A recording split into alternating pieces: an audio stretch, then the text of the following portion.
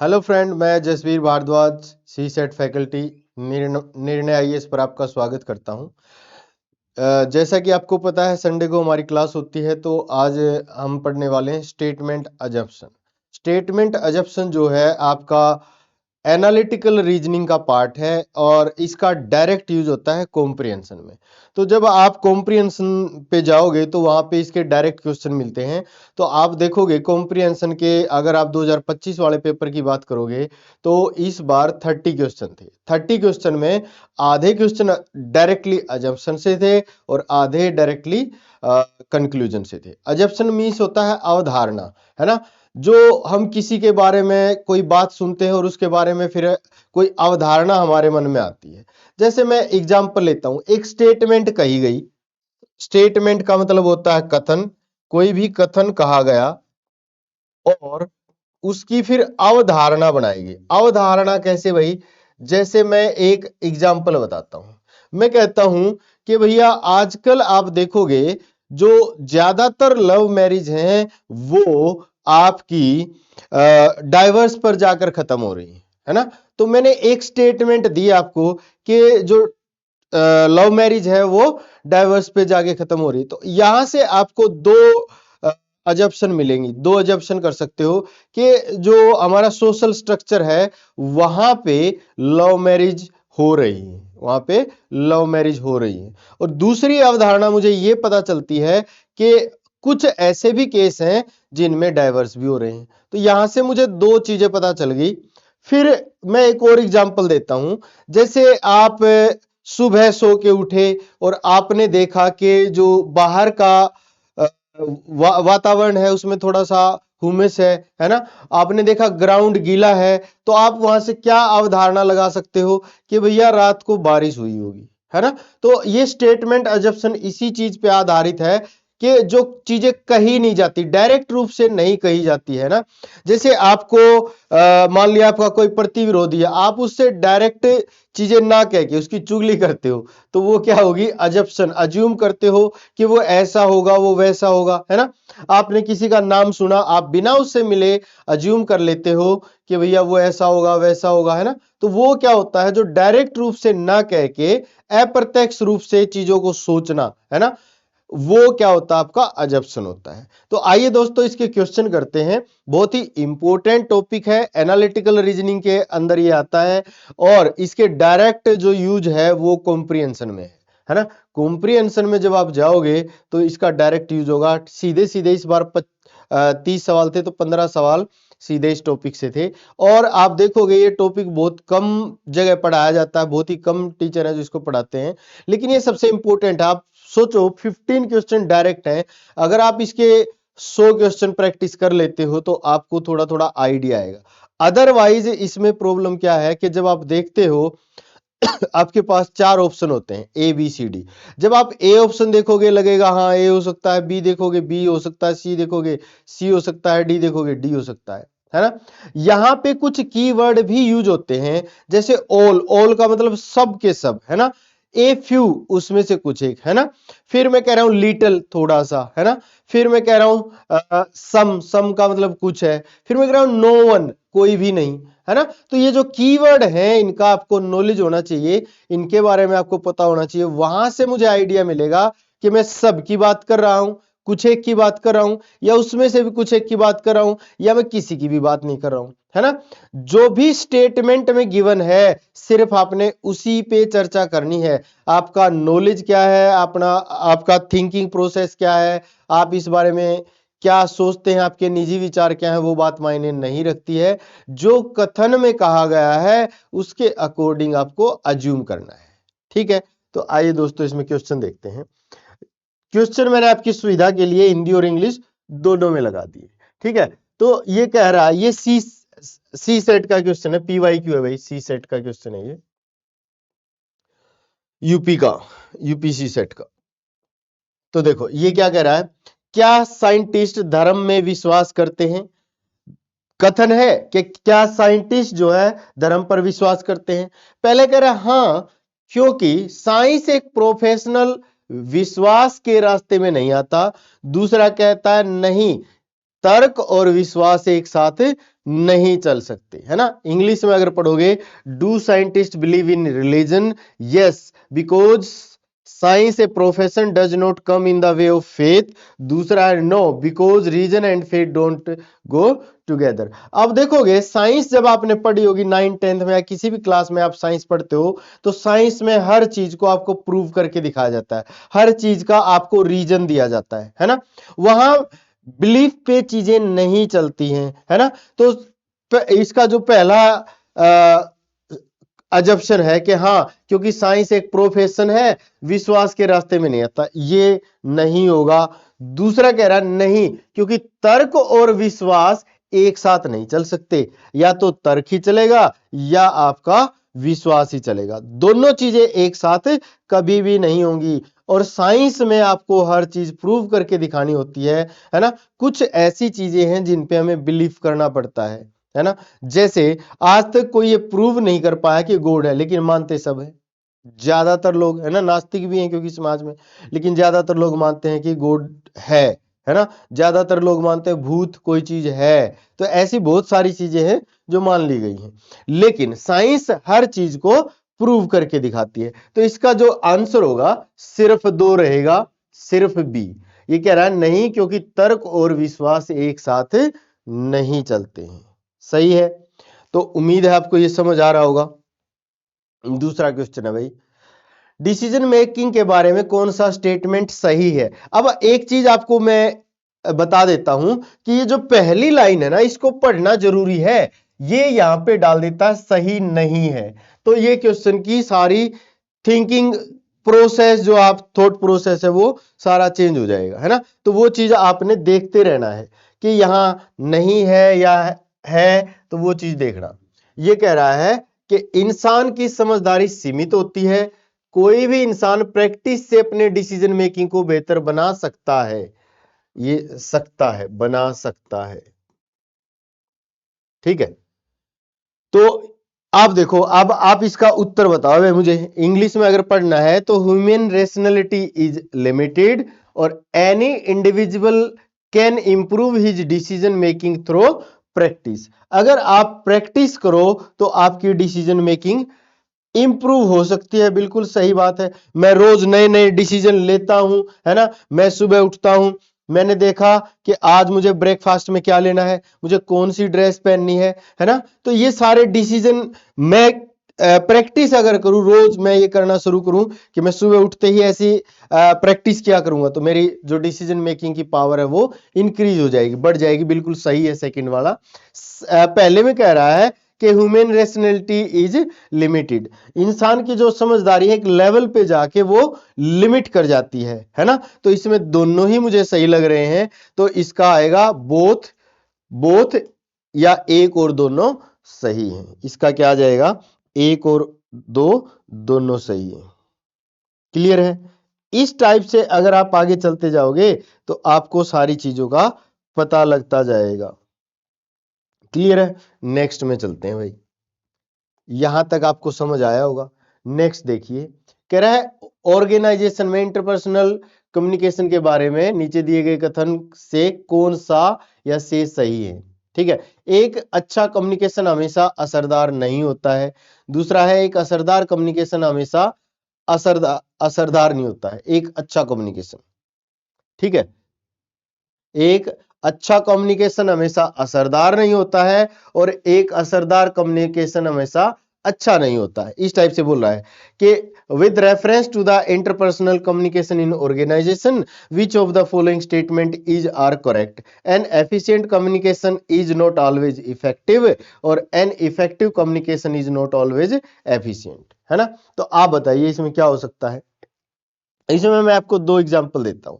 जैसे आप देखोगे, जब प्रधानमंत्री नरेंद्र मोदी भाषण देते हैं तो वो इतना सटीकता से भाषण देते हैं कि वो असरदार हो जाता है, असरदार, है ना। और जब राहुल गांधी भाषण देते हैं वो इतना इफेक्टिव देते हैं लेकिन वो असरदार नहीं होता। उसकी एक इमेज क्रिएट कर दी गई है कि राहुल गांधी को ज्यादा चीजें नहीं पता है, राहुल गांधी तो पप्पू है ना।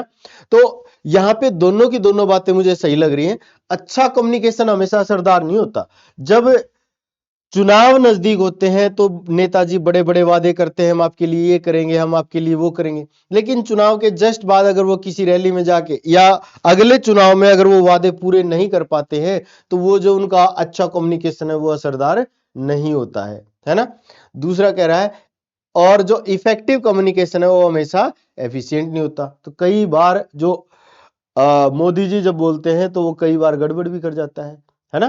तो दोनों के दोनों इसमें सही हैं। ये कह रहा है अच्छा कम्युनिकेशन हमेशा असरदार नहीं हो सकता, जरूरी नहीं है हमेशा ही असरदार हो, है ना। ऑलवेज इज नॉट ऑलवेज, इसने बोल दिया हमेशा नहीं हो सकता, कभी कभी गड़बड़ हो सकती है। यहां पे भी इसने बोल दिया इज नॉट ऑलवेज एफिशिएंट, तो कभी कभी गड़बड़ हो सकती है। तो हम क्या करेंगे, यहां पे पहला और दूसरा दोनों को ठीक मान लेंगे, पहला और दूसरा दोनों को ठीक मान लेंगे। नेक्स्ट है भाई, एक बार आप पढ़ के देखिए फिर मैं आपको बताता हूं, फटाफट बताइए। कह रहा है नीचे दिए गए कथन को पढ़े और सही जवाब चुने। कम्युनिकेशन इरिवर्सिबल है और कम्युनिकेशन कांस्टेंट है। सिर्फ कथन एक सच है, कोई भी कथन सच नहीं है। अब ऑप्शन देखोगे हर बार अलग तरीके से ये ऑप्शन दे रहा है अजप्शन वाले में, तो यहां आपको चीजों को देखना पड़ेगा, यहां आपको देखना पड़ेगा। तो ये कह रहा है statement one communication is irreversible, ठीक है, और दूसरा कह रहा है कम्युनिकेशन इज कांस्टेंट। बिल्कुल सही है, दोनों की दोनों बातें सही है। आप इशारों में भी कम्युनिकेट कर सकते हो, है ना। आपने बोला कि मुझे ये, इसका क्या मतलब हुआ कि मुझे पानी चाहिए, है ना। मैंने इशारा किया और सामने वाला समझ गया, इसका मतलब कम्युनिकेशन क्या है, इरिवर्सिबल है। और कम्युनिकेशन हमेशा कांस्टेंट भी होता है, इज कांस्टेंट, तो कांस्टेंट भी है। तो इसका क्या है, बोथ द स्टेटमेंट एक एंड दो आर ट्रू। इन क्वेश्चनों की आपको ज्यादा से ज्यादा प्रैक्टिस करनी पड़ेगी, तभी आप क्वेश्चन को सही कर पाओगे, अदरवाइज तो नहीं कर पाओगे। नेक्स्ट क्वेश्चन पढ़ते हैं दोस्तों। कह रहा है ऊपर दिए गए पैसेज के आधार पर यह अंदाजा लगाए गए हैं। पैसेज दे ही नहीं रखा जबकि, ठीक है। ये सी सेट का 2024 का सवाल है, सी सेट 2024। कह रहा है कथन काफी inclusive, interest is not inclusive enough, है ना। और इंटरनेट, इंटरनेट है, internet can adversely affect the quality of politics in a country. Internet is not inclusive if enough, है ना। दो बातें बता दी इसने।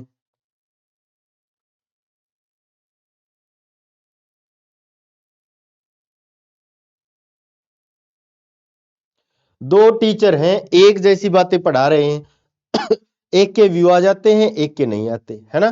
तो क्या है, internet is not inclusive enough.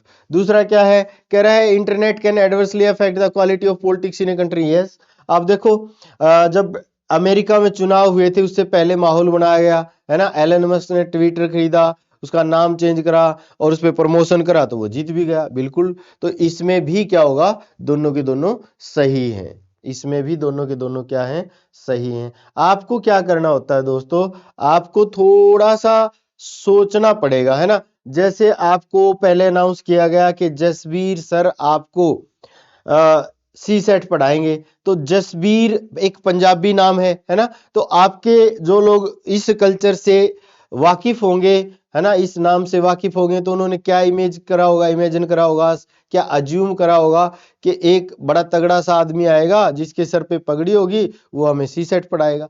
लेकिन फिर मैं आया, मैंने आगे बोला कि और भाई के हाल चाल है तारा। तो ऐसे ही जब मैंने बोला तो तुरंत बच्चों को समझ आया ये तो टीचर हरियाणा से है, ये तो पंजाब से नहीं है, क्योंकि मैंने भाषा बोली और मेरी भाषा से सारे बच्चों ने अज्यूम कर लिया कि अच्छा ये ऐसे बोल रहा तो ये पक्का क्या होगा, हरियाणा से होगा। तो आपने अज्यूम करना है। नेक्स्ट देखिए, ये क्या है, नीचे दिए गए हर सवाल में कथन दिया गया जिसके बाद एक और दो नंबर के दो अजप्शन दिए गए हैं। कथन और नीचे दिए गए मान्यताओं पर गौर करें, है ना। तो ये आपको बता रखे ऑप्शन, अगर एक सही है, दो सही है, दोनों ही सही हैं या दोनों ही सही नहीं है, इस तरह के सवाल दिए होंगे, है ना। अब जैसे ये क्वेश्चन पढ़ के देखो आप एक बार,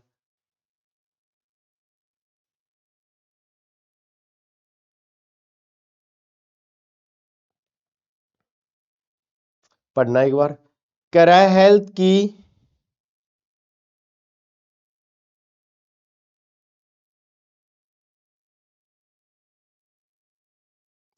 फटाफट आप देखिए एक बार पढ़ के।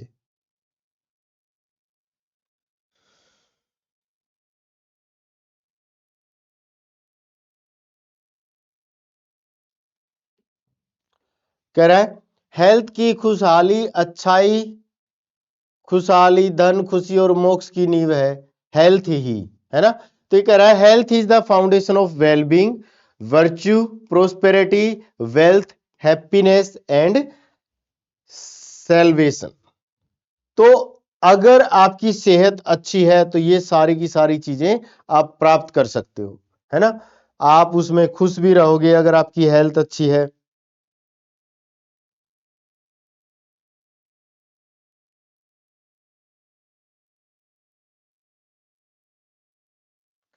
ठीक है। दूसरा कह रहा है कि लोग खुश, खुशहाल और अच्छा बनना चाहते हैं। People desire to be happy, prosperous and virtuous virtuous. तो ये कह रहा है if only assumption 1 is implicit, if only assumption 2 is implicit. Implicit क्या मतलब क्या होता है कि अप्रत्यक्ष रूप से, है ना, जो कहा नहीं जाए, जो कहना ना पड़े। और फिर कह रहा है 1 और 2 इम्प्लिक्ट, और 1 नाइदर 1 नॉर 2 इम्प्लिक्ट, है ना। तो ये एक इसने बात बताई कि हेल्थ जो है फाउंडेशन है किस चीज का, वेलबींग का, खुशहाली का, वर्च्यू का, प्रोस्पेरिटी का, समृद्धि का, है ना, धन का, खुशी का और मोक्ष का। ये हेल्थ से ही ये सारी चीजें आती हैं। फिर ये कह रहा है happiness is result in health and wellbeing.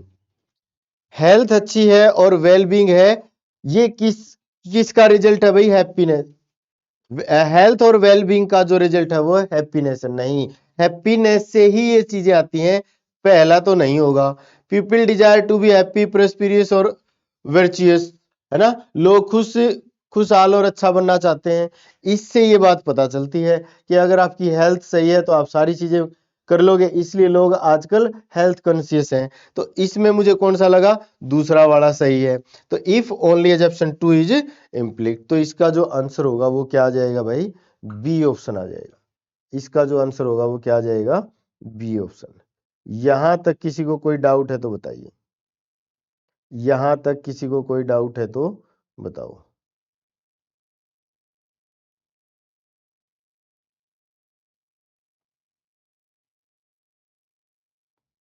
चलो आगे, ऑल क्लियर। नेक्स्ट देखिए फिर,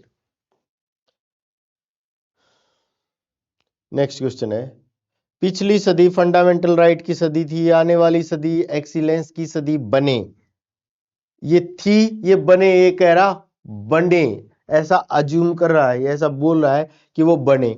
एक जाने वाले वकील की अपील, एक जाने वाले वकील ने ऐसे बोल दिया कि जो पिछली सदी थी वो ह्यूमन राइट की थी और अगले वाली किसकी बननी चाहिए, एक्सीलेंस की। ठीक है, ये कथन है, एक वकील के द्वारा बोला गया है। ठीक है, तो इसमें से क्या आएगा, हर सदी को एक खास मकसद के लिए मार्क किया जाना चाहिए।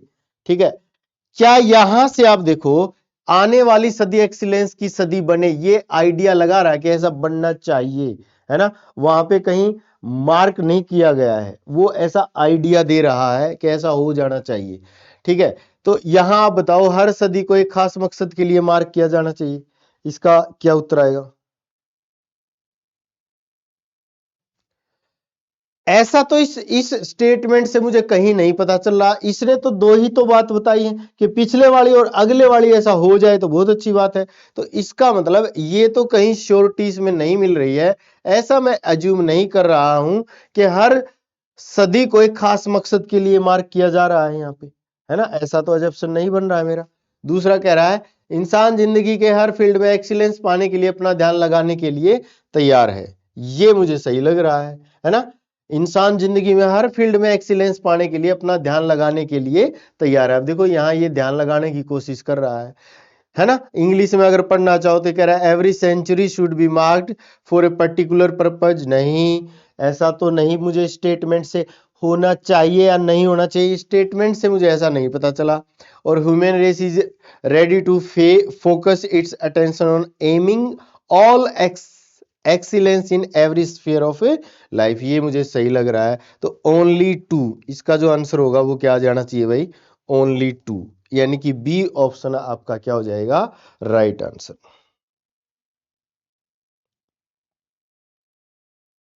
क्लियर है, यहां तक कोई डाउट? नेक्स्ट देखिए, कर्मचारियों की चल रही हड़ताल के कारण, ये चैप्टर भाई आपने बहुत अच्छे से पढ़ना है, चाहे कुछ भी हो जाए इस चैप्टर में पूरा जोर लगाना भाई। कर्मचारियों की चल रही हड़ताल के कारण शहर में प्राइवेट बस सर्विस लगभग ठप हो गई है। कर्मचारियों की हड़ताल चल रही है जिसके कारण शहर में प्राइवेट बस की जो सर्विस है वो लगभग ठप हो गई है, ऐसी एक बात बोली गई है। मान्यताएं क्या होंगी यहां से, अजम्पशन अवधारणाएं क्या बनेगी कि हड़ताल पर जाना हर कर्मचारी का अधिकार बन गया है, ऐसा तो इससे मुझे कहीं पता चल नहीं रहा है। ठीक है, दूसरा कह रहा है लोगों को अब प्राइवेट बस ऑपरेटरों की सर्विस की जरूरत नहीं रही, ऐसा भी इसने कहीं नहीं कहा है। ये तो ये कह रहा है कि प्राइवेट बस जो सर्विस है वो ठप हो गई है ना, क्योंकि कर्मचारी कहाँ चले गए, हड़ताल पे। तो बस की सर्विस ठप हुई है, उसने बस की सर्विस कैसी है इस पे सवाल नहीं किया है, तो कह रहा है ऑपरेटरों की सर्विस की जरूरत नहीं है। गलत लग रहा है, ये भी गलत लग रहा है, तो इसका ऑप्शन क्या होना चाहिए, neither one nor two is implicit. सही बात है, यहां तक किसी को कोई डाउट? नेक्स्ट देखिए, पढ़िए आप एक बार।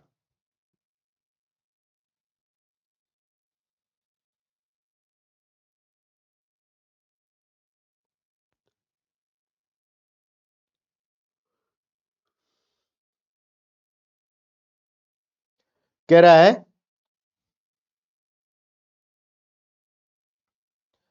कोई भी यह अंदाजा नहीं लगा सकता कि हमारे देश को बुरी और खतरनाक टेररिस्ट एक्टिविटी को रोकने में कितना समय लगेगा। ठीक है, nobody can predict as to how long our country would take contain the, how long बोला इसने, हाउ लॉन्ग, है ना, कितना समय कितना भी लग सकता है, ऐसा इसने कहीं डिसाइड नहीं किया गया है। Would take to contain the unfortunate and disastrous terrorist activity, पहला कह रहा है it is impossible to put an end to the terrorist activity को खत्म करना नामुमकिन है, ऐसा तो मुझे इस लाइन से कहीं अंदाजा नहीं लगा रहा कि कोई अंदाजा नहीं लगा सकता हमारे देश को बुरी और खतरनाक टेररिस्ट एक्टिविटी को रोकने में कितना समय लगेगा। समय लगेगा लेकिन रुक जाएगी, है ना, समय का नहीं पता हमें कितना लगेगा।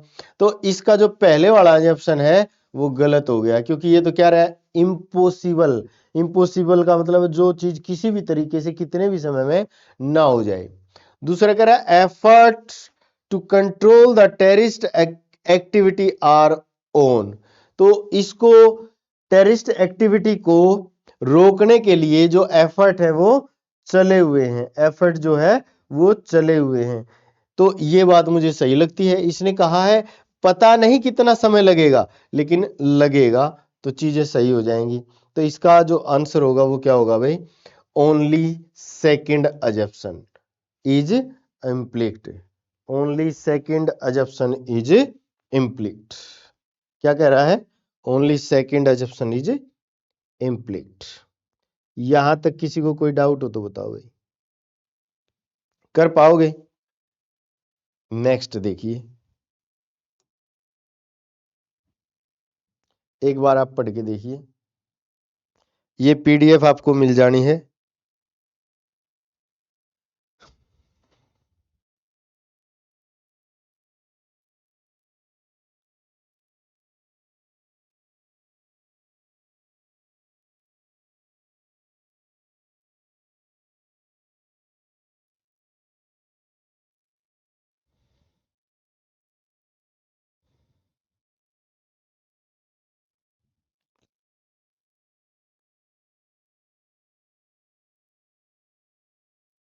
इस चैप्टर के होने के बाद आपको कॉम्प्रीहेंशन भी ट्राई करना है। इस चैप्टर के हो जाने के बाद आपको कॉम्प्रीहेंशन भी ट्राई करना है। पढ़ो भाई, चलो पढ़ते हैं मिलके। कह रहा है भारत में एक, ये जो स्टेटमेंट होती है ना दोस्तों, इसको आपने अच्छे से पढ़ना है। भारत में चीनी फैक्ट्रियों की संख्या बढ़ने के बावजूद हम अभी भी चीनी का आयात करते रहते हैं। फैक्ट्रियां बढ़ा दी, चीनी का आयात फिर भी करना पड़ रहा है। Even with the increase in the number of sugar factories in India we still continue to import sugar. तो आइए देखते हैं इसके एजप्शन क्या होंगे। भारत में प्रति व्यक्ति, क्योंकि खपत जो है वो पूरी नहीं की जा रही, इसीलिए हमें चीनी क्या इंपोर्ट करनी पड़ रही है। तो उसका क्या कारण हो सकता है कि प्रति व्यक्ति चीनी की खपत बढ़ी है? बिल्कुल सही कह रहा है, क्योंकि खपत जब, कंजप्शन जो है वो कंट्रोल ही नहीं हो पा रही है। दूसरा कह रहा है कई फैक्ट्री अपनी पूरी क्षमता से चीनी का उत्पादन करने की स्थिति में नहीं है ना? तभी तो ये बात आई होगी कि चीनी की फैक्ट्रियों की संख्या बढ़ा दी, तब भी वो क्या है, कंट्रोल में नहीं आ रहा है, हमें चीजें क्या है, इंपोर्ट करनी पड़ रही हैं। तो यहाँ पे मुझे ऐसा लगा कि दोनों के दोनों क्या होंगे, सही होंगे। दोनों के दोनों सही होंगे। दोनों कैसे सही होंगे? देखो, अब दोनों एक साथ का तो ऑप्शन ही नहीं है। ये क्या होगा, या तो प्रति व्यक्ति जो खपत है वो बढ़ गई, या वो अपना प्रोडक्शन पूरा नहीं कर पा रहे हैं, नहीं कर पा रहे हैं। तो यदि या तो एक या तो दो, ऑप्शन सी इसका क्या हो जाएगा भाई, राइट आंसर। ऑप्शन सी आपका क्या होगा, राइट आंसर। क्लियर है? या तो प्रोडक्शन ठीक से नहीं हो पा रही है, या फिर जो खपत है चीनी की वो बढ़ गई है। कोई तो एक रीजन जरूर हुआ है।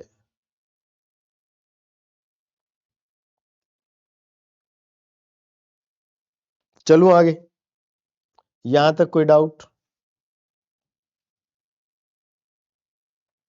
पढ़िए एक बार आप।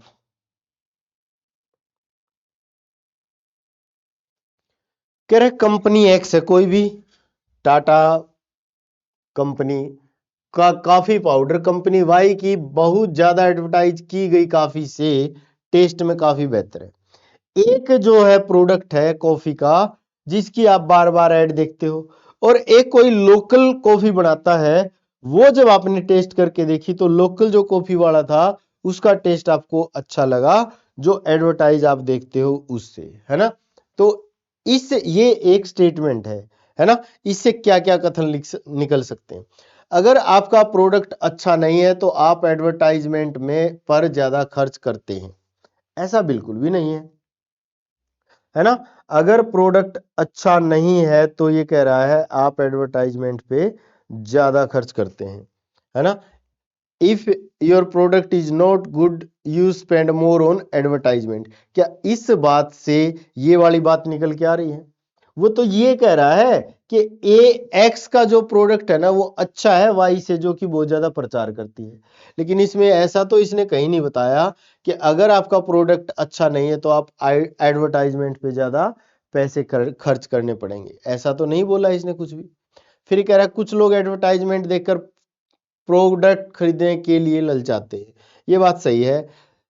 अगर ऐसी बात ना होती तो वाई का तो टेस्ट उतना अच्छा नहीं है, फिर भी वो ज्यादा बिक रहा है ड्यू टू एडवर्टाइजमेंट। तो दूसरे वाली जो बात है वो बिल्कुल सही है। दूसरे वाली जो बात है वो बिल्कुल सही है। तो इसका आ जाएगा if only assumption two is implicit. If only two assumption is implicit. Clear है? नेक्स्ट देखिए।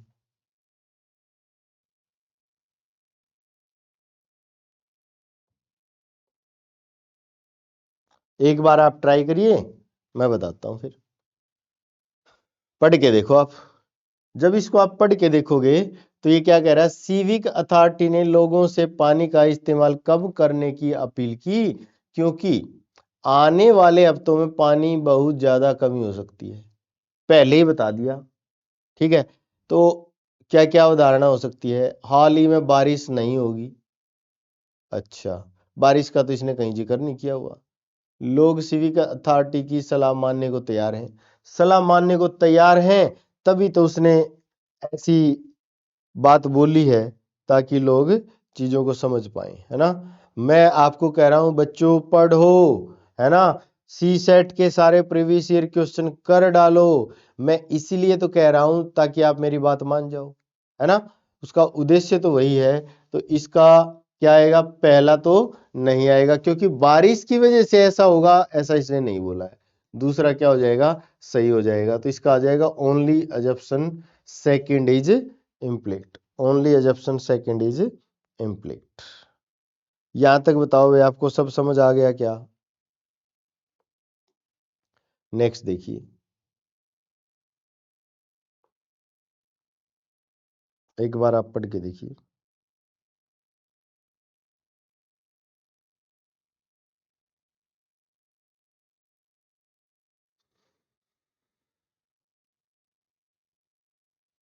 कह रहा है कि अगर चेका नाका और वंदे भारत के बीच चलने वाली सिटी बस को श्रमनगर तक बढ़ा दिया जाए तो यह सुविधाजनक होगा। चेका नाका के निवासियों की सिटी बस कंपनी के अपील अपील हुई है। तो ये देखो, सिटी बस कंपनी की सुविधा ग्राहकों की जरूरतों से कहीं ज्यादा जरूरी है? बिल्कुल भी नहीं। अगर ऐसा होता अगर ऐसा होता तो वो जो कॉलोनी वासी हैं वो ऐसी अपील करते ही नहीं। दूसरा कह रहा है सिटी बस कंपनी श्रमनगर के निवासियों की इच्छाओं के प्रति उदासीन है।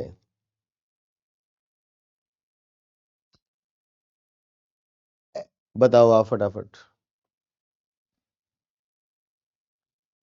ऐसा भी यहां से कहीं से हमें नहीं पता चल रहा। हमें बस ये पता चल रहा है कि एक सोसाइटी में रहने वाले लोग थे, वो आए और उन्होंने क्या करा, सिटी जो बस सर्विस होती है उसके लिए डिमांड बताई आपकी अपनी, कि मैं हमने यहाँ से यहाँ तक सर्विस चाहिए, है ना।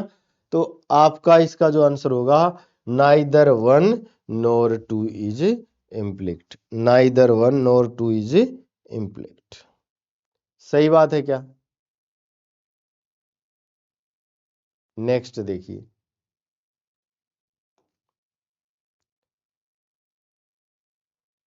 एक बार आप पढ़िए फिर मैं बताता हूं।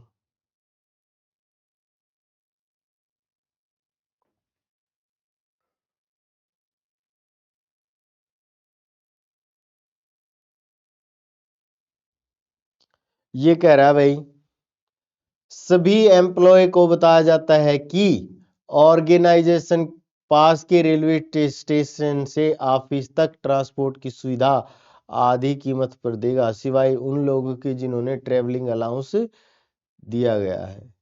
ठीक है, तो पहला मान्यता क्या हो सकती है? ज्यादातर एम्प्लॉय ऑफिस ट्रांसपोर्ट से ट्रेवल करेंगे। दूसरा क्या हो सकता है? जिन्हें ट्रेवलिंग अलाउंस दिया गया है वैसा नोटिस नहीं पढ़ेंगे। आप बताओ भाई।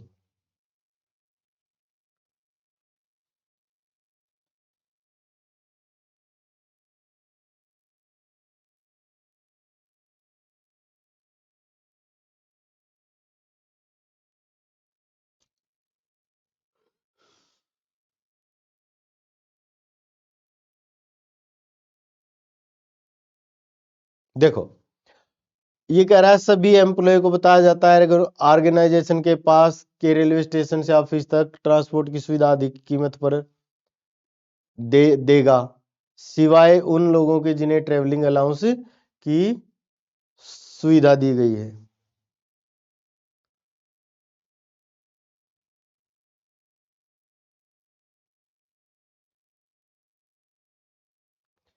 क्या हमें ये पता, ज्यादातर एम्प्लॉय ऑफिस ट्रांसपोर्ट से ट्रेवल करेंगे, क्या हमें ऐसा डाटा दिया गया है? ऐसा अगर डाटा दे रखा होता तो हम ये बात सही बोल देते।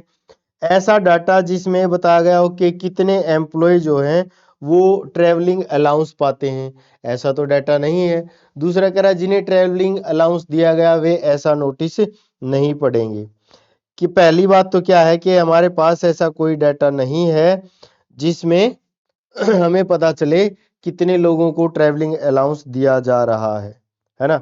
दूसरा क्या है?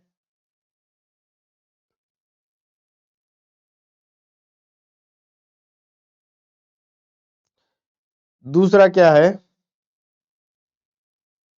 ज्यादातर एम्प्लॉय, दूसरा जिन्हें ट्रेवलिंग अलाउंस दिया गया वे ऐसा नोटिस नहीं पढ़ेंगे, ऐसा भी इसने कहीं नहीं बोला है ना। तो मुझे तो ऐसा लग रहा है कि ना एक होगा ना दो होंगे, क्योंकि हमें किसके अकॉर्डिंग देखना होता है, हमें टोटली ये किसके अकॉर्डिंग देखना होता है भैया, हमें ये टोटली स्टेटमेंट के जो कथन दिया गया है उसके आधार पे इसको चेक करना होता है, और अजप्शन अपनी तरफ से लगानी होती है जो इसमें कहा गया है। ठीक है, आपने ऐसे आइडिया लेने होते हैं कि बिना कहे, सामने कहे कैसे चर्चा चुगली की जाती है, वो वाली बात सीखनी है। तो इसका जो उत्तर होगा neither one nor D, neither one nor two, neither one nor two is implicit. Clear है भाई? नेक्स्ट देखिए,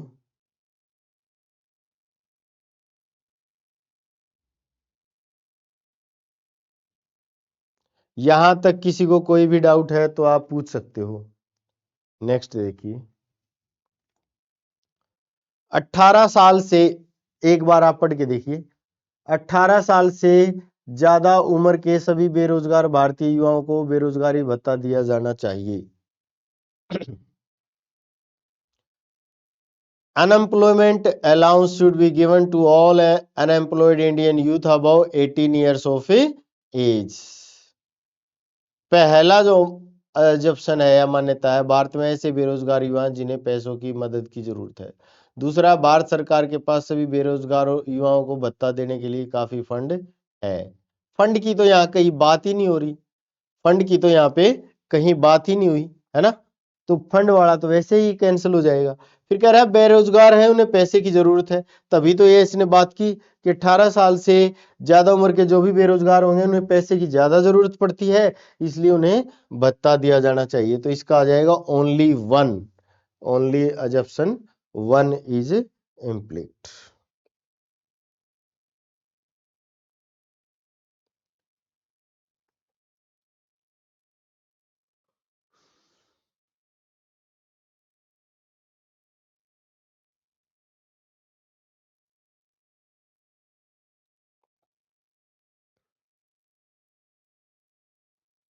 नेक्स्ट देखते हैं भाई। अगला सवाल एक बार आप पढ़िए। रिटायर्ड लोगों को दूसरे ऑर्गेनाइजेशन में एग्जीक्यूटिव पोस्ट पर अपॉइंट नहीं किया जाना चाहिए। ये एक स्टेटमेंट दी किसी ने कि ऐसा नहीं होना चाहिए भाई। अब उसकी क्या क्या अवधारणाएं हो सकती हैं, ऐसा क्यों नहीं होना चाहिए। तो ये कह रहा है रिटायर्ड लोगों में एग्जीक्यूटिव का काम करने का जोश और कमिटमेंट नहीं हो सकता। और दूसरा है रिटायर्ड लोग नए ऑर्गेनाइजेशन के काम और भलाई में दिलचस्पी नहीं लेते। आप एक बार इसको पढ़ के अंदाजा लगा के बताना क्या आएगा।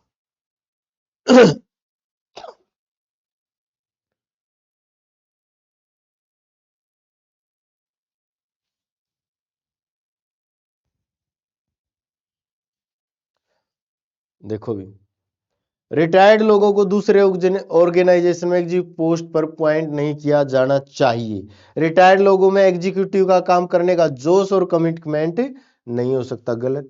इसने कारण तो बताया ही नहीं, है ना। ये कह रहा है उनको अपॉइंट नहीं किया जा सकता।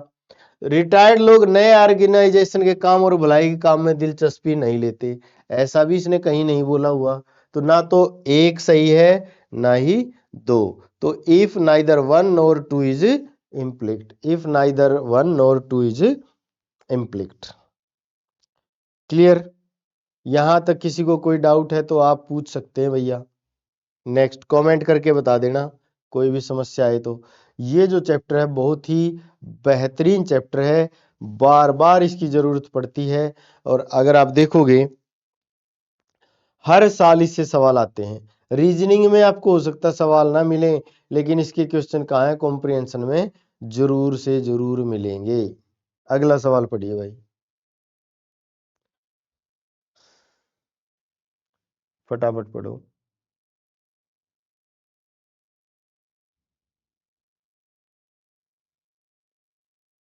कोई भी डाउट आए तो तुरंत आपने क्या करना है, कमेंट कर देना है। सरकारी सहायता प्राप्त स्कूलों को अलग अलग फीस देने में एक जैसा होना चाहिए, फीस लेने में। Government aided school should have an uniformity in charging various fees, है ना। आप देखोगे कुछ साल पहले जब अरविंद केजरीवाल की सरकार थी या इस बीजेपी सरकार में भी ये मुद्दा आया कि प्राइवेट जो स्कूल है वो मनमानी करते हैं, है ना, वो मनचाही फीस ठोकते हैं, मनचाहे जुर्माने लगाते हैं, वो कुछ भी कर लेते हैं, है ना। तो ये कह रहा है सरकारी सहायता प्राप्त स्कूलों को अलग अलग फीस देने में से एक जैसा होना चाहिए, है ना। तो आप देखो सरकारी जो स्कूल है उनकी फीस क्या होनी चाहिए, सब जगह एक जैसी होनी चाहिए। ये अज्यूम कर रहा है कि सरकार की सब्सिडी लोगों ने टैक्स के रूप में इकट्ठा किए गए पैसे से आती है, ठीक बात है। सब दूसरा है सरकार ने सब्सिडी देते समय फीस के संबंध में कुछ समान शर्तें तय की गई होंगी। बताओ, आप पढ़ के एक बार बताओ फटाफट।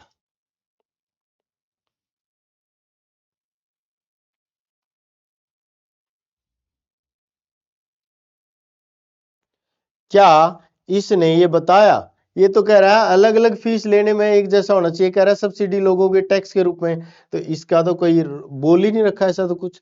दूसरा कह रहा है सरकार ने सब्सिडी देते समय फीस के संबंध में कुछ सामान्य शर्तें तय की होंगी। The government while giving subsidy may have stipulated certain uniform condition regarding fees. तो ये बिल्कुल सही है, सरकार ने कुछ फीस निर्धारित कर दी होगी कि भाई इतने रुपए आपसे लिए जाएंगे।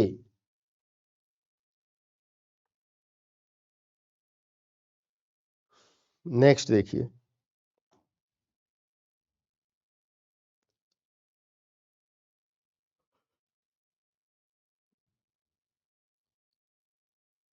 पहले एक बार आप पढ़ के देखो फिर मैं बताता हूं।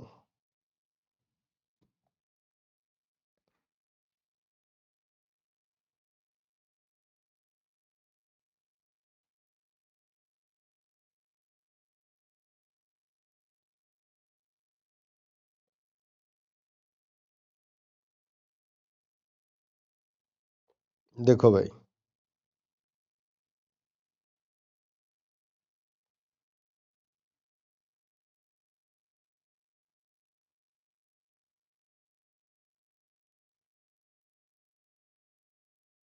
स्पीड से बताओ। देखो, मैं ही बता देता हूं।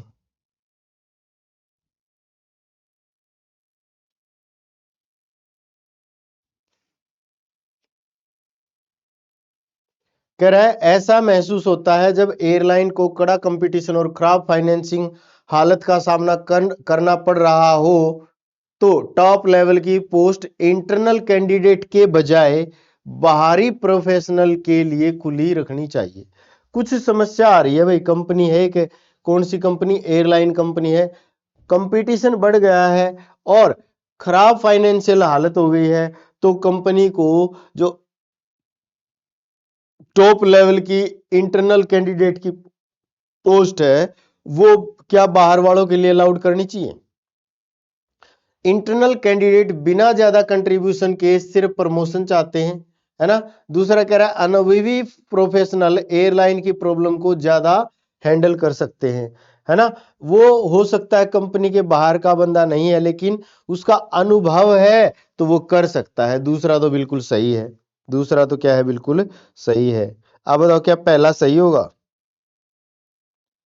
क्योंकि इसने इंटरनल जो प्रमोशन होता है उसके बारे में कुछ नहीं बताया, वो कैसे होता है कैसे नहीं होता, तो ये इम्प्लिक्ट नहीं होगा। तो इसका जो आंसर है वो आ जाएगा only assumption two is implicit. Only assumption two is implicit. यहां तक कोई डाउट है तो बताओ भाई।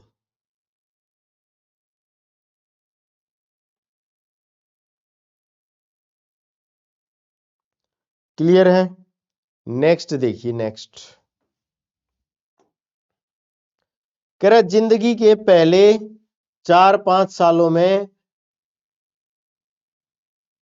स्टिमुलेशन की कमी के बुरे नतीजे हो सकते हैं। पहले 4-5 सालों में, है ना, lack of stimulation in first 4-5 year, इसने डेटा दिया हुआ first 4-5 years of life can have adverse consequences. तो ये जो लाइन है ना, ये आपको एक एक लाइन ध्यान से पढ़नी चाहिए। एक एक लाइन ध्यान से पढ़ोगे तभी आपको उस सेंटेंस के बारे में थोड़ा बहुत आइडिया हो पाएगा।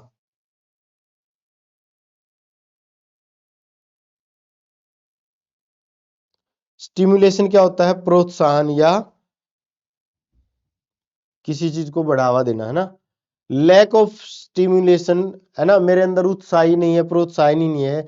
In first four five of life can have adverse. अगर आपके शुरुआती सालों में ही उत्साह, जोश, उमंग नहीं है तो आपके साथ क्या हो जाएंगी? समस्याएं आनी शुरू हो जाएंगी। तो ये कह रहा देखी गई इंटेलिजेंस, देखा गया कि इंटेलिजेंस का ज्यादातर डेवलपमेंट जिंदगी के शुरुआती सालों में होता है। दूसरा है 17 की उम्र में मेजरेबल इंटेलिजेंस का 50% 4 साल की उम्र तक पहले ही प्रेडिक्टेबल है। तो आप मुझे बताओ इसमें से कौन सा होगा? एक बार इसको पढ़ो फिर बताओ।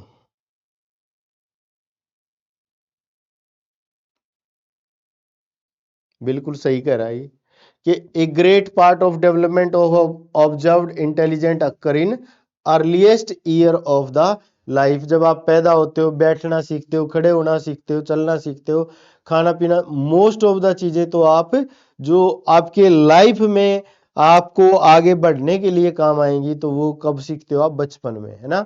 तो पहला बिल्कुल सही है। 50% of the measurable intelligence at the age of 17 is already by the age of 4। ऐसा तो इसने कहीं डाटा नहीं दिया है। तो इसका आ जाएगा ओनली एजप्शन 1 इज इम्प्लिक्ट। सिर्फ एक ही अप्लाई होगा इसमें। क्लियर है भाई? यहां तक किसी को कोई भी समस्या है तो आप बताइए। नेक्स्ट देखिए, इस ओवन को कोई कंपनी है, खड़ा हुआ है मेरे जैसा कोई आदमी, वो कह रहा है, क्या कह रहा है? इस ओवन को घर ले जाएं और आप बहुत टेस्टी डिश बना सकते हैं जो आप पहले नहीं बना पाए थे। एक्स ब्रांड ओवन का एक ऐड है, एक ऐड लगा दिया कि आप जसबीर सर से सी सेट पढ़ेंगे तो आप श्योरली पास हो जाएंगे, जो कि आप पहले नहीं कर पाए, है ना। तो इसमें क्या क्या बातें कह रहा है देखो। यूजर टेस्टी डिश बनाने का तरीका जानता है लेकिन उसके पास खाना बनाने के लिए सही ओवन नहीं है। दूसरा कह रहा है सिर्फ एक्स ब्रांड ओवन ही बहुत टेस्टी डिश बना सकता है। सिर्फ वाला तो नहीं है, कह रहा है ये तो अपने वाले की ऐड कर रहा है ना, कि अपना ले जाओ और बहुत टेस्टी। तो इसने कंपैरिजन तो नहीं है, देखते ही समझ आ रहा है कि इसमें कंपैरिजन तो नहीं है। पहला कह रहा है यूजर टेस्टी डिश बनाने का तरीका जानता है। इसने ऐसा भी कुछ नहीं बताया हुआ कि वो जानता था या नहीं जानता था। उसने एक बात बता दी कि ये ओवन ले जाओ। वो तो एडवर्टाइजमेंट में बोला गया ना है। कहीं एडवर्टाइजमेंट लिखा हुआ है तो उसमें मान लिया मैं ये कह रहा हूं कि मैंने सी सेट अगर आपको पढ़ा दिया तो आप श्योरली पास हो जाओगे, है ना। किसी का राहुल का नाम लेके कि राहुल अगर मैंने आपको वो पढ़ा दिया तो राहुल को भी तो पढ़ना चाहिए ना, है ना। तो यहां पे ना तो एक होगा ना ही दो होगा, neither one nor two is implicit, neither one nor two is implicit. Clear है? नेक्स्ट देखिए, एक बार आप पढ़िए, एक नोटिस लगाया हुआ है कहीं पे, एक नोटिस लगा हुआ है। नोटिस में क्या कह रहा है अब देखिए, पढ़ना जरा।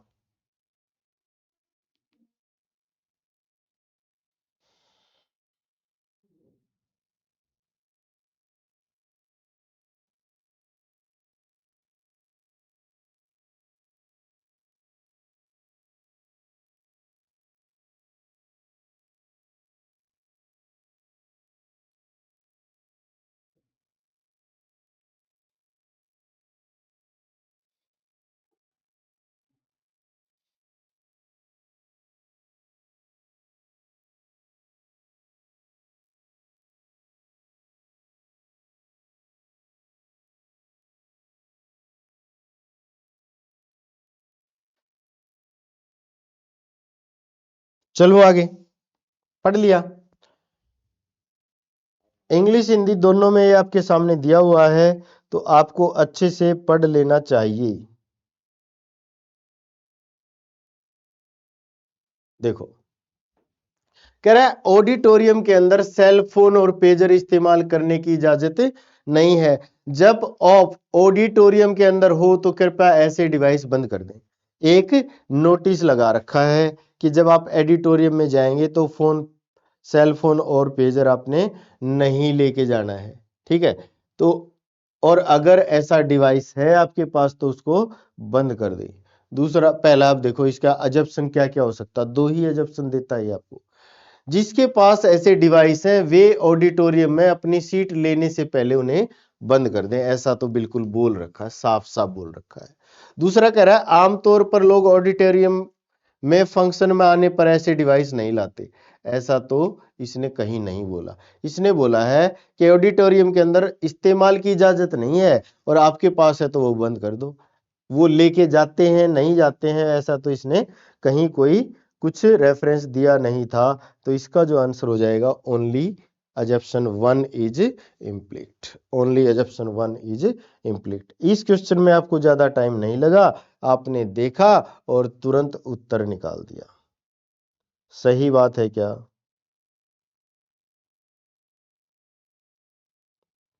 All clear? नेक्स्ट चलते हैं भाई। एक ऐड है भैया, नोटिस है, एक रिक्वेस्ट है, इस टाइप की चीजें यहां दे रहा है। जब कहीं भी जाना हो एक्स एयरवेज से फ्लाइट ले, हमारा किराया ट्रेन के किराए से कम है ना। ये कोई भी इंडिगो, एयर इंडिया, विस्तारा, किसी ने एक ऐड लगा दी कि हमारा किराया तो जो है वो ट्रेन के किराए से भी कम है। तो देखो क्या कह रहा है, लोग हवाई यात्रा करना पसंद करते हैं जब किराया ठीक हो।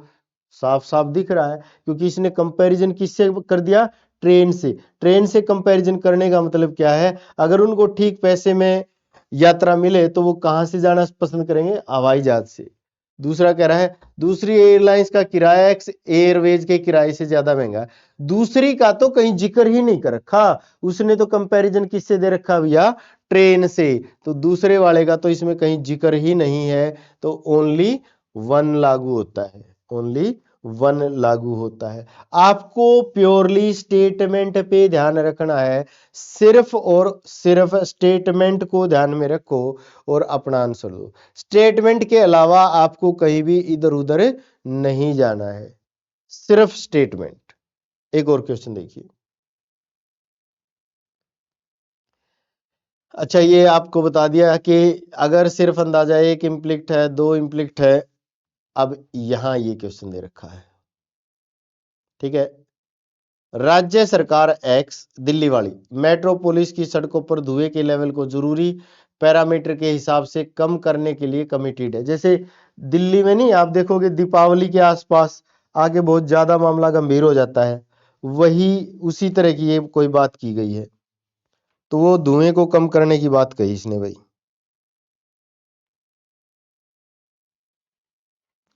बताओ फटाफट एक बार पढ़ लो। कह रहा है राज्य सरकार एक्स मेट्रोपोलिस की सड़कों पर धुएं के लेवल को जरूरी पैरामीटर के हिसाब से कम करने के लिए कमिटेड है ना। जैसे हर हर गवर्नमेंट वादा करती है कि हम प्रदूषण कम कर देंगे, हम कर देंगे। भाई धुएं के लेवल का पता लगाना नामुमकिन मुमकिन है। धुएं के लेवल का पता लगाना, धुएं के लेवल को जरूरी पैरामीटर के हिसाब से कम करने के लिए कमिटेड है। धुएं के लेवल का पता लगाना मुमकिन है। एक कमिटेड सरकार अपने लोगों के लिए वेलफेयर के कदम उठा सकती है। तो आप मुझे बताओ भाई इसमें क्या होगा। बिल्कुल सही बात है, धुएं के लेवल का पता लगाना मुमकिन है, बिल्कुल मुमकिन है। एक कमिटेड सरकार अगर है तो वो लोगों के वेलफेयर के कदम उठा सकती है, दोनों सही होंगे।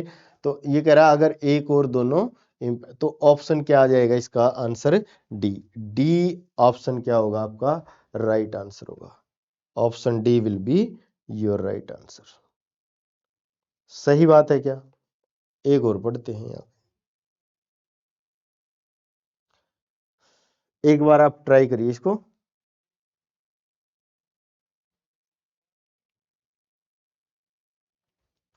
भारत सरकार ने इलाके में तनाव कम करने के लिए अपने पड़ोसी देश के साथ ट्रैक 2 की बातचीत, है ना, बातचीत शुरू करने का फैसला किया। तनाव कम करना है भाई भारत सरकार को इलाके में, और उसने अपने पड़ोसी देश से बातचीत शुरू कर ली है। तो कह रहा है पड़ोसी देश ट्रैक 2 बातचीत में हिस्सा लेने के लिए सहमत हो सकता है। दूसरा, ट्रैक 2 बातचीत में शामिल लोग अपनी अपनी सरकारों को मना सकते हैं। बताओ आप। बिल्कुल, ये इसने ये कहा ना, अब देखो यहां से भारत सरकार इलाके में तनाव करने के पड़ोसी देश के साथ ट्रैक 2 बातचीत शुरू करने का फैसला लिया है। फैसला तभी तो लिया होगा जब सामने वाला देश भी आने को तैयार होगा, है ना। तो पड़ोसी देश ट्रैक 2 की बातचीत में हिस्सा लेने को सहमत है।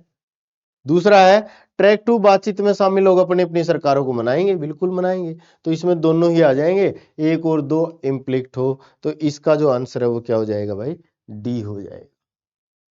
क्लियर बात है, यहां तक किसी को कोई डाउट? नेक्स्ट देखिए, नेक्स्ट एक और करते हैं लास्ट। बाकी जो जो भी बचे हुए हैं उनकी आपने खुद से प्रैक्टिस करनी है। खुद से प्रैक्टिस करोगे तो चीजें आपके लिए बहुत ज्यादा आसान हो जाएंगी, है ना। मैंने 25 क्वेश्चन आपको पढ़ा दिए हैं, इनसे आपको आइडिया आ जाएगा, चीजें कुछ कुछ बता दी हैं, है ना। तो अब आप आइडिया ले सकते हो, बाकी टोटली डिपेंड करता है आपकी प्रैक्टिस पे। कह रहा है पायलट एसोसिएशन के स्ट्राइक कॉल की वजह से एक्स एयरलाइंस ने अगले 4 दिनों के लिए कुछ डेस्टिनेशन की फ्लाइट कुछ समय के लिए रोक दी है। पायलट एसोसिएशन ने हड़ताल घोषित कर दी, जिसकी वजह से कुछ डेस्टिनेशन की फ्लाइट कैंसिल करनी पड़ रही है भाई। तो ये कह रहा है एयरलाइंस 4 दिन बाद से फ्लाइट फिर से शुरू कर सकती है। और दूसरा है कि पायलट एसोसिएशन 4 दिन के अंदर स्ट्राइक कॉल वापस ले सकती है। इसने कहा है कि देखो, इस स्टेटमेंट को आप ध्यान से पढ़ लो, वहीं उसका उत्तर छिपा होता है कि एसोसिएशन ने स्ट्राइक कॉल की, जिससे अगले 4 दिनों के लिए कुछ डेस्टिनेशन की जो फ्लाइट है वो बंद करनी पड़ेगी। तो क्या होगा, एयरलाइन 4 दिन के अंदर सभी फ्लाइट शुरू कर सकती है, उसने 4 ही दिन का बोला है। दूसरा क्या है, पायलट एसोसिएशन 4 दिन के अंदर स्ट्राइक कॉल वापस ले सकती है। अगर वापस लेगी तभी तो वो चलाएगी, है ना। और ये चला रही है तो इसका मतलब हड़ताल वापस होगी। तो या तो ये बात हो गई या तो ये बात हो गई। तो आइदर 1 और 2, ऐसा है ऑप्शन सी ऑप्शन। तो सी ऑप्शन क्या हो जाएगा, आपका राइट आंसर हो जाएगा। C option will be your right answer. उम्मीद है दोस्तों आप सबको ये बातें समझ आई होंगी, है ना। आपको ज्यादा से ज्यादा प्रैक्टिस करनी है, इस चैप्टर पे बहुत ज्यादा आपको फोकस करना है। फोकस करने के साथ साथ इसके कम से कम 50 to 100 क्वेश्चन आपने ट्राई करने हैं, और वो ट्राई करने के बाद फिर आपने कॉम्प्रिहेंशन भी ट्राई करना है। अब आगे जब भी आप मॉक टेस्ट दोगे या PYQ करोगे तो ये अजप्शन वाले सारे के सारे क्वेश्चन आपने जरूर ट्राई करने हैं। धन्यवाद, थैंक यू वेरी मच।